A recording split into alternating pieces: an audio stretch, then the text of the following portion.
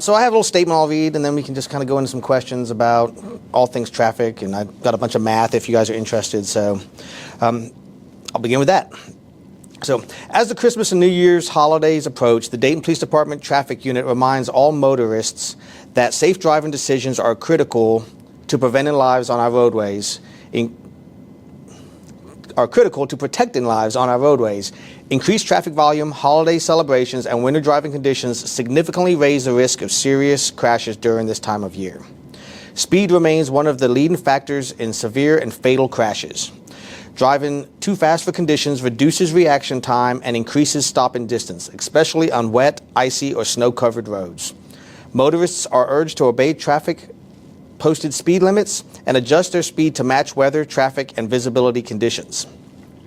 Distracted driving is another preventable danger. Using a phone, adjusting navigation, or taking attention away from the road for even a few seconds can have life-altering consequences. Drivers are reminded to stay focused, keep both hands on the wheel, and make driving their sole responsibility. Impaired driving continues to be a major concern during holiday celebrations. Driving under the influence of alcohol or drugs endangers everyone on the road. The Dayton Police Department will have increased enforcement throughout the holiday season to identify and remove impaired drivers. If you plan to drink, make a safe plan in advance by designating a sober driver, using a ride service, or arranging alternative transportation. The Dayton Police Department Traffic Unit is committed to proactive enforcement and public safety. But preventing crashes ultimately starts with individual choices. Slow down, stay alert, and never drive impaired. By making responsible decisions, we can ensure this holiday season is remembered for celebration, not tragedy. Tragedy, not tragedy. I can't say that word. Can we do that last line again there? Slow down, stay alert, and never drive impaired. Making responsible decisions we can ensure this holiday season is remembered for celebration and not tragedy. There we go. So talking about distracted driving, I just kind of ran a few numbers. This past weekend, we went out, the Dayton Police Department, and did some enforcement on I-75. I-75 is traditionally the main route within Dayton and actually the Montgomery County region for traffic crashes. And so we wanted to focus some of our speed enforcement on that area, especially with the holiday season so close. This enforcement is designed to slow people down and just remind folks that, you know, it's the speeds are too fast on that area and to just slow down and take your time. The speed limit is 55 on 75, and we caught multiple vehicles going 80 miles an hour or higher, some at 90 miles an hour. Just to put that into perspective, if you're traveling at 80 miles an hour, it takes about 565 feet to come to a complete stop when you add in reaction time and braking distance, and these are average numbers. A football field and a half. If you add on top of your speeding, distracted driving, so now let's say you just look down at your phone, even for 1 second. At 80 miles an hour, 1 second of travel is 117 feet. So you put 117 feet on top of the 565 feet, you're now at 682 feet that you have traveled before your car comes to a complete stop. So again, this is why we're telling people you got to slow down.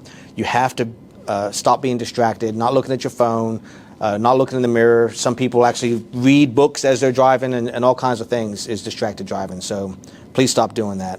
The 682 feet is almost 2 football fields or about 46 car lengths to come to a complete stop, or 455 cat lengths if you need that information. You weren't here for that. What else did I have on there? Oh, anything, questions about stuff? We're going to have to see more enforcement from Dayton Police on 75 during the holiday season. Yes, there will be more enforcement up on 75, and really all the streets within the city will be using some of the grant-funded overtime for OVI enforcement, distracted driving enforcement, and just general traffic enforcement. I think sometimes people think, oh, I'm just checking my phone, I'm just changing the song, I'm just rerouting. It's not that big of a deal.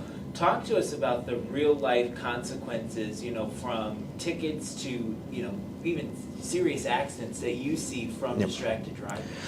So in the Traffic Services Unit, we investigate the serious and fatal traffic crashes, and we have 25 fatalities this year in the city of Dayton alone. And some of those fatalities we can contribute to distracted driving, and whether that be just not paying attention to the road or using your phone. And again, like I said, at 80 miles an hour, you're going to go 117 feet. At 55 miles an hour, I want to say it's about 82 feet. So even if you're going the speed limit, but you look down at your phone in just 1 second, and most people are going to look for more than a second, you're going to still travel 82 feet. So what does this do? This something happens. A car in front of you slows down. I can speak. We've had several higher profile crashes lately. So I'll give an example. I-75 crash with the Amazon truck. We're still kind of completing the investigation on that. We're not quite sure what the driver's distraction was, but he obviously did not see the traffic stopping in front of him, and that's what caused that particular crash. Whether he was just daydreaming or doing something else, we don't really know exactly what the cause was. We know he wasn't on his phone or anything like that, but there was a distraction there that caused him to not see all the traffic stopped in front of him, causing a fatal crash. So what is that fatal crash? Now there's someone's family that does not have a father, a son, a brother that's going to be here for the holiday season because of that, all because of whatever that distraction may have been.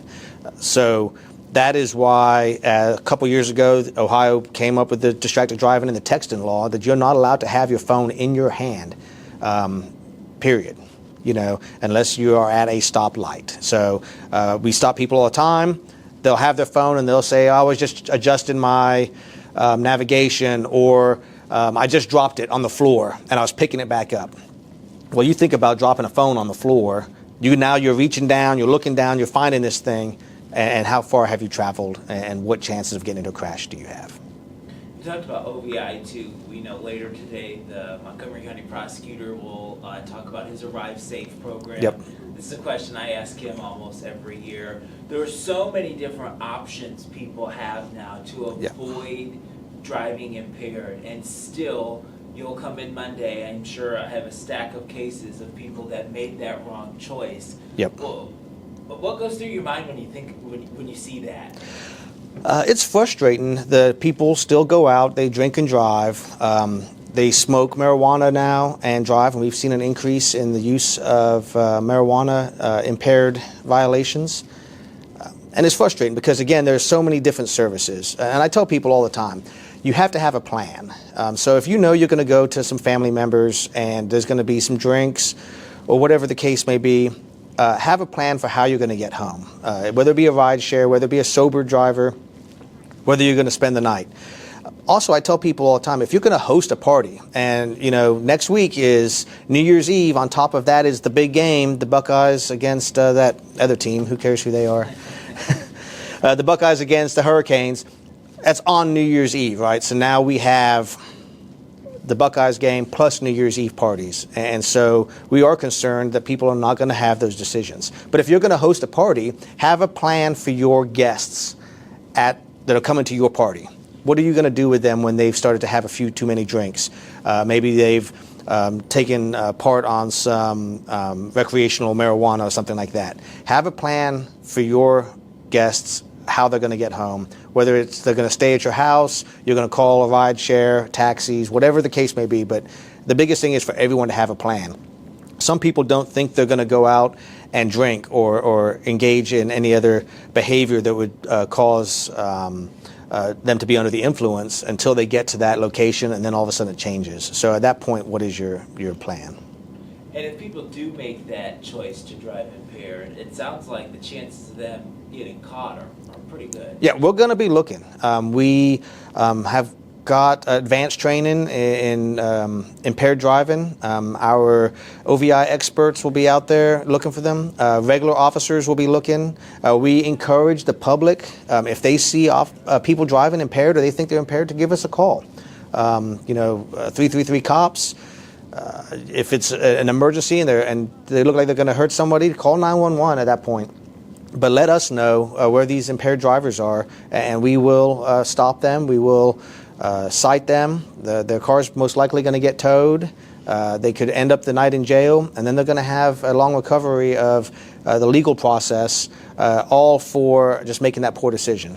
On top of the fact that they could injure somebody, kill themselves, or kill somebody else, which is obviously what we're trying to prevent the most.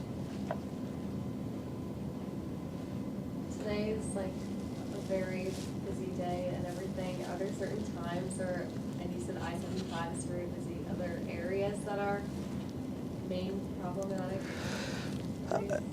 We look at the areas where there are the bars, where the parties will happen, so hotels, bar areas, bar districts, but it really happens everywhere. And just as easily as going to a bar, people will go to their friend's house and celebrate. And so we look at those roadways where the speeds are higher, where we have data from previous crashes, previous OVIs, and those are the areas we will do a lot of our focus on. But again, if you see someone in your neighborhood that appears to be impaired and driving in a way that is causing concern, please call us, and we will investigate and see what we can do to prevent someone from being injured.